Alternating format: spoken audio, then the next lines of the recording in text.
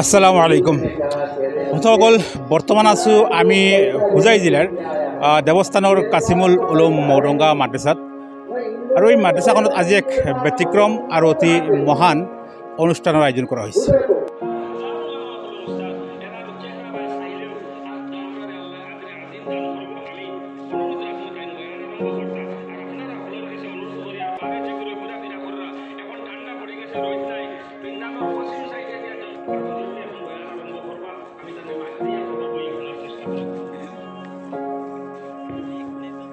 আজি কাছিমুল উলুম মৌৰংগা মাদ্ৰাসাত কুৰাণ খতমে বুখাৰী ও খতমে অনুষ্ঠানৰ আয়োজন কৰা হৈছে আৰু এই অনুষ্ঠানৰ উদ্দেশ্য যথেষ্ট মহান আৰু অতি গুৰুত্বপূৰ্ণ।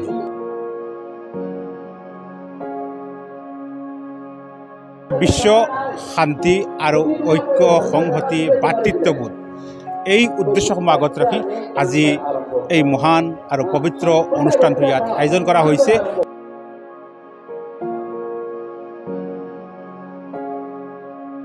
বিশ্বৰ প্ৰতিজন মানুহৰ কল্যাণ সাধন হয়, প্ৰত্যেকজন মানুহে নিজৰ নিজৰ সমস্যাৰ পৰা মুক্ত হ'ব পাৰে আৰু প্ৰত্যেকজন মানুহৰ জীৱন সুন্দৰ আৰু সফল হয় বা প্ৰত্যেকজন মানুহৰ যি দুখ কষ্ট আছে তাৰ পৰা মুক্তি লাভ কৰে আৰু এই পৃথিৱীত শান্তি প্ৰতিষ্ঠা হোৱাৰ লগতে প্ৰত্যেকজন মানুহৰ মাজত ভাতৃত্ববোধ আৰু শান্তি প্ৰতিষ্ঠা হয়।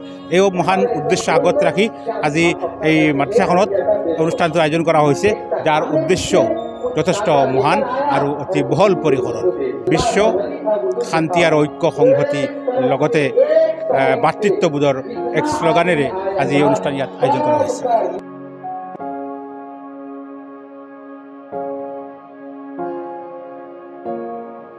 আসসালামু আলাইকুম ওৰহমতুল্লাহি ওবৰকাতুহু। আজি আমি আমাৰ কাছিমুল উলুম মৌৰংগা মাদ্ৰাসাত পবিত্ৰ দোৱা মহফিলৰ এটা আয়োজন কৰিছোঁ। এই আয়োজনত আমি যিমান দূৰ মানুহক ইনভাইট কৰিছিলোঁ, দাৱত দিছিলোঁ।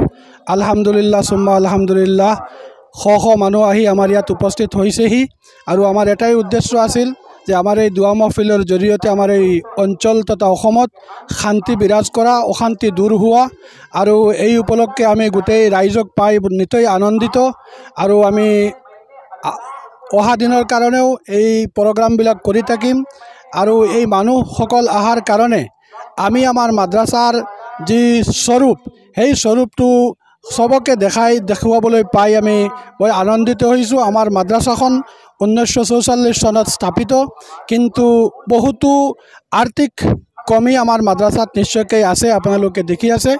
গতিকে আমি আশা ৰাখিম আমাৰ এতদ অঞ্চলৰ ৰাইজৰ পৰা তথা অসমৰ ৰাইজৰ পৰা যে আমাৰ এই মাদ্ৰাছাৰ প্ৰতি সকলোৱে সুদৃষ্টি ৰাখিব আৰু আমাৰ মাদ্ৰাছাৰ প্ৰতি নিজৰ যিমান দূৰ পাৰে সহায় আগবঢ়াই যাব বুলি আমি আশা ৰাখিলোঁ।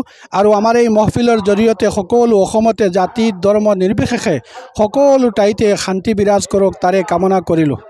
বিশ্ব মানৱ শান্তিৰ কাৰণে কৰা হৈছে আৰু ইয়াত তিনিটা কৰা হৈছে। তাৰমানে আল্লাহৰ কোৰাণখনক অগ্ৰাধিকাৰ দিয়া হৈছে। দ্বিতীয়তে কোৰাণখনতো সদায় আমি ঘৰতে বা বিভিন্ন ঠাইত মানে খতম কৰি থকা হয়। আল্লাহ ৰচুল সাল্লাল্লাহু আলাইহি সাল্লামৰ বাণীসমূহৰ ভিতৰত আটাইতকৈ বিশুদ্ধ যিখন কিতাপ সেইখন হ'ল বুখাৰী শ্বৰীফ আৰু এই বুখাৰী শ্বৰীফখনৰ এটা খতম হোৱাটো আমি কামনা কৰিছোঁ বা প্ৰত্যেক বছৰ আমাৰ মাদ্ৰাছাত হয়, সেই হিচাপত এইটো কৰা হৈছে। লগতে বিভিন্ন অশান্তি মানুহৰ বিভিন্ন আপদ বিপদ বলা মুচিবত এইবিলাকৰ কাৰণে আপোনাৰ খতমে ইউনুছ পঢ়া হৈছে। আমি সকলোৱে জানো খতমে ইউনুছ পঢ়ি দোৱা কৰিলে আল্লাহ তালাই দোৱা কবুল কৰে। তিনিওটা বস্তু এটা আনটোৰ লগত সম্পৰ্কিত, সেই হিচাপত আমি তিনিওটা খতম একেলগত পূৰা কৰা হৈছে। কেৱল এইকেইটাই নহয়, আৰু বিভিন্ন তসবিহ পাঠ কৰা হৈছে, বিভিন্ন পঢ়া শুনা কৰা হৈছে আৰু এই পঢ়া শুনাৰ জৰিয়তে আমি বিশ্ববাসীক এটা মানে মেছেজ দিব বিচাৰিছোঁ যে আমি সকলো এক আদমৰ সন্তান। ধৰ্ম ভিন ভিন হ'ব পাৰে, কিন্তু আমি সকলো এক আদমৰ সন্তান আৰু সেই হিচাপে আমি সকলোৰে আটাইতকৈ ডাঙৰ ধৰ্ম যিটো সেইটো হ'ল মানৱ ধৰ্ম। আমি সকলোৱে শান্তি সম্প্ৰীতি শৃংখলা বজাই ৰাখি যাতে আমাৰ দেশৰ, আমাৰ ৰাজ্যৰ, আমাৰ সমাজৰ, আমাৰ ভৱিষ্যত প্ৰজন্মৰ উন্নতি আৰু আগুৱাই লৈ যাব পাৰোঁ, সেইটোৱেই আমাৰ মূল উদ্দেশ্য। আজিৰ অনুষ্ঠানখনৰ মানে মুখ্য অতিথি কোন কোন আছে? আজিৰ অনুষ্ঠানৰ মুখ্য অতিথি আমি কেইবাগৰাকীক দাৱত কৰিছোঁ। তাৰ ভিতৰত আমাৰ উত্তৰ পূৰ্ব ভাৰতৰ আমিৰ শৰীয়ত সাহেবজাদে মোহতাৰাম হজৰত মৌলানা ইয়াহিয়া সাহাব মোহতামিম দাৰুল উলুম বাসকান্দি, লগতে আমাৰ অসম ৰাজ্যিক জমিয়তৰ সভাপতি মৌলানা মুস্তাক আনৱাৰ সাহাব, লগতে আমাৰ তনজিম হুজাই জালালিয়া মাদ্ৰাছাৰ মুহাদ্দিছ দুজন, এজন পাৰভেজ আলম কাছিমি সাহাব, আনজন আকিলুৰ ৰহমান কাছিমি সাহাব, লগতে আমাৰ এলেকাৰ আৰু অন্যান্য বুজুৰ্গসকল আছে, মৌলানা কফিলউদ্দিন কাছিমি সাহাব আছে। তেনেকুৱা আমাৰ যমুনামুখ সমষ্টিৰ বিধায়ক মহোদয়ক আমন্ত্ৰণ কৰিছোঁ। লগতে হুজাই জিলা প্ৰশাসনৰ মুৰব্বী উপায়ুক্তগৰাকীকো আমন্ত্ৰণ কৰিছিলোঁ, দুৰ্ভাগ্যবশতঃ তেখেত নিলম্বন হৈছে। আৰু আমাৰ হুজাই বিধানসভা সমষ্টিৰ যিজন MLA আছে ৰামকৃষ্ণ ঘোষ, তেখেতকো আমি ইনভাইট কৰিছোঁ, তেখেতো আমাৰ ইয়াত আহিব ইনশাআল্লাহ।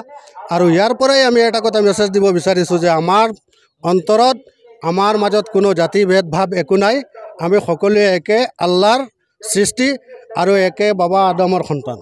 সেইকাৰণে আমি আজিৰ এই প্ৰগ্ৰামটো কৰিছোঁ।